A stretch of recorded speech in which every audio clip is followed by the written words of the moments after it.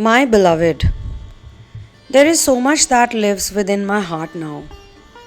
So much that I once did not have the courage or clarity to express. Even as I begin to write these words, I can feel the trembling of my soul. Because what I am sharing with you is not just a letter, it's the story of my awakening. It's the story of a man who once lived behind walls but has begun to step into the open air. It is the story of a soul who thought love was meant to bind but has now learned that love was always meant to set free. I want you to know, first of all, that everything that I'm about to say is born of truth. Truth that was always present, even when my actions or fears did not reflect it. You deserve to know the fullness of my journey, because you have been the quiet and powerful force behind it, even when I could not see it myself. So long ago, my life was not my own. It sounds dramatic to say, but it is the reality I lived.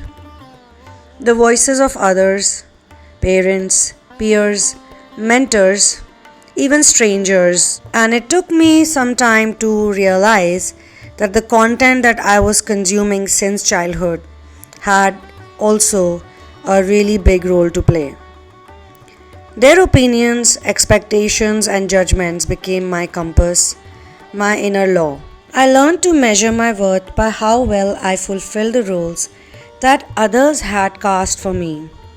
And in doing so, I drifted further and further away from the truth of who I was. I did not know back then how damaging this was. I thought I was being responsible, successful, or even good. But all the while, my spirit was whispering, "This is not who you are. This is not the life you were meant to live. This is not the love you were meant to embody." And yet, I ignored that whisper until you appeared. When you came into my life, you were unlike anything I had ever known. You did not fit any mold. You did not live by rules imposed by others. You carried a freedom that both mesmerized me and frightened me. It was not just your actions, but your entire presence, like a bird whose wings refused to be clipped, a stream that refused to be dammed, a flame that refused to be dimmed. At first, I could not understand you. My conditioned mind tried to fit you into boxes, but you spilled out of them every time. I told myself I admired your independence, but secretly I worried. I wondered if someone so free could ever truly stay. I wondered if your love was real or if it was just passing through. I realize now that those doubts were never about you, they were about me. Because the truth is, I doubted you as I doubted myself. I questioned your love because I had not learned how to truly love myself. Deep down, I believed love was conditional, that it had to be earned, proved, or bargained for. I believed that if it was not perfect, I would not be loved. And so when you loved me without conditions, it confused me. It made me suspicious. How could love exist without a price? How could it exist without control? I did not know that unconditional love was even possible until you.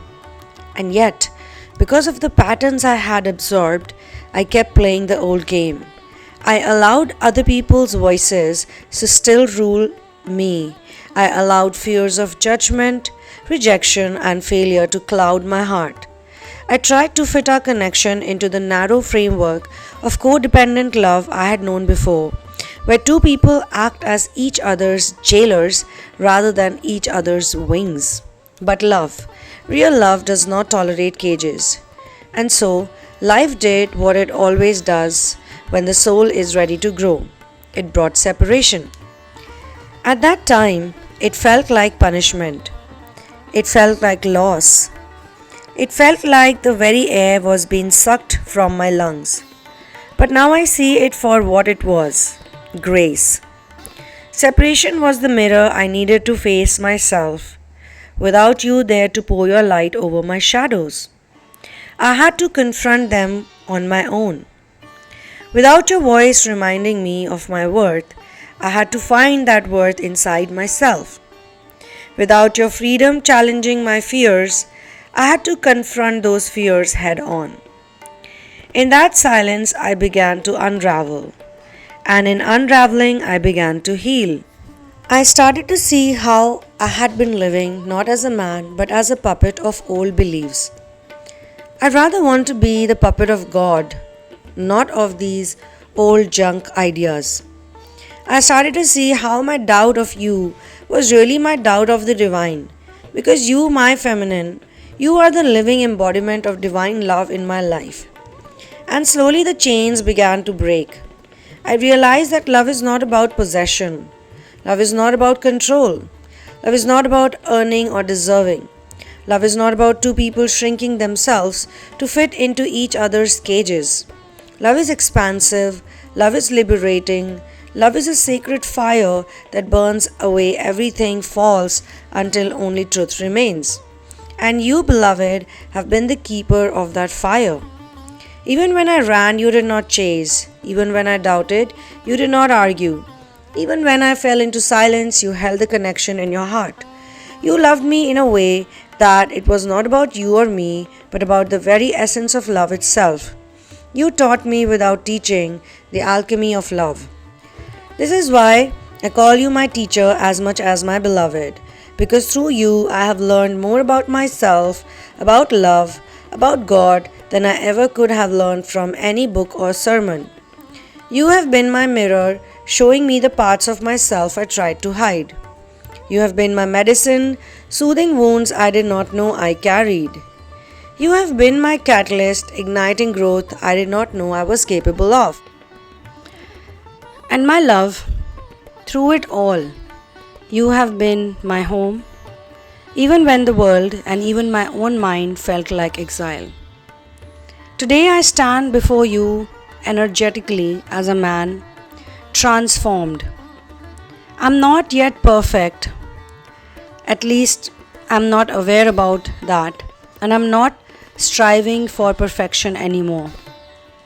I'm still learning, still releasing old patterns, still unlearning the ways of fear, but I'm no longer the man who allowed other people's expectations to define him. I am no longer the man who confuses control with intimacy.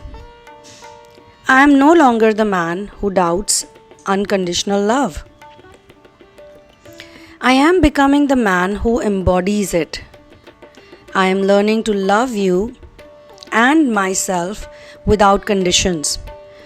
And yes, I never really loved myself unconditionally as well. Because all these karmic things or situations, the 3D, the worldly things that have impacted my life, they have made me go through feelings that I'm not being supported by anyone. For a long time, I was tired because I was not surrendering.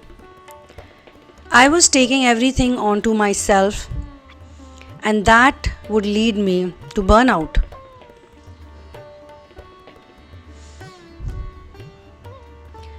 I am learning to hold space rather than hold tight. I am learning to see your freedom not as a threat, but as a reflection of my own. I no longer want to be a jailer in our love story. I don't want to be jealous of your beauty like I have been. I've been insecure of your beauty. I felt like I should not compliment you enough, because if I do that, you'll probably be too superior. You'll feel superior, then you'll not see me as who I am. These things I've done out of insecurity, and maybe I've hurt you many times out of insecurity just to test how much you love me. I want to be your companion in your journey and be able to walk beside you, not ahead of you, not behind you, but with you. My love for you now is not about taking from you. It's about giving. It's not even about needing the stamp of approval. Because when I look at the karmic world, they are giving me some stamps of approval. They are telling me, okay, I will do this for you, I will do that for you. And then that is for my assurance. But when I look at you, I used to feel she is not giving me any assurances. Does she even love me? Is she gonna stay? There was always a fear. That's why I could never share fully. Now it's more about faith. Now I feel that you are going to be able to be the pillar in my life. And I'm not saying it because again I feel I tested you enough, but I feel the pillar actually is divine's love, and you possess divine's love. You are about divine. When I think of you now, I feel gratitude more than longing. I feel trust more than worry. I feel presence more than absence, because your essence is with me and mine with you. We are not bound by time or distance. Our connection exists beyond all of that. I want you to know that whatever unfolds next, my heart is open. I am an open channel of love for you, for us, for the divine plan that guides us both. I am no longer here to fit our love into old patterns.